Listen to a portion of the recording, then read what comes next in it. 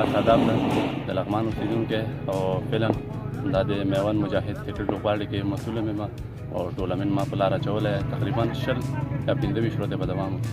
8 ټیمونو پکې برخه اخیستې ده چې ټاپ ټیمونه دي د لغمان.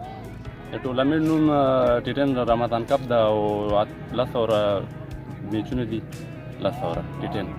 لغمان کې د کرکټ وضعیت ښه روان ده خو مګر مخکې پرتله کوو که نه د مخکې سره او مخکې چې داسې خاص میچونه کېدل اوس نه کېږي. بس د ځوانانو زړونه مات دي، ناهیلې دي، څوک نه کوي داسې خاص کرکټ نه کوي.